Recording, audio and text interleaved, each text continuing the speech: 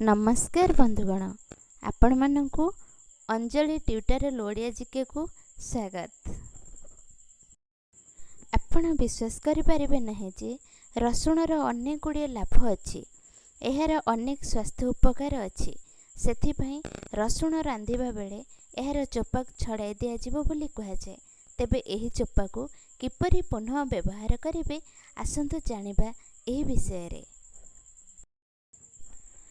प्रथमे रसुण लुण घरे रसुण चोपा को भल भाबे गुंड करी एहाकू लुण सहित मिसांतु।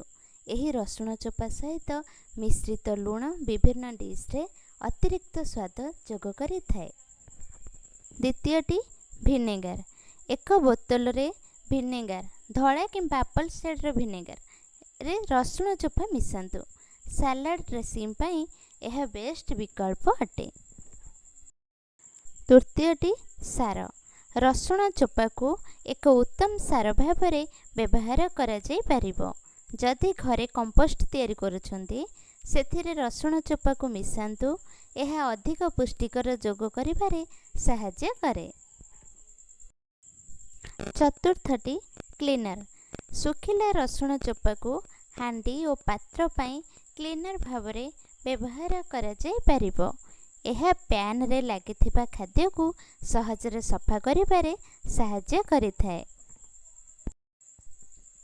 पंचमटी रसुण चा।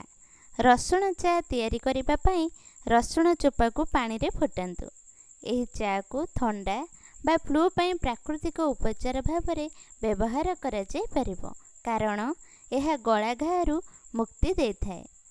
जदि आपण मानकु वीडियोटी भल लगी थाए ताहले लाइक एंड सब्सक्राइब करनेबे। Thank you for watching.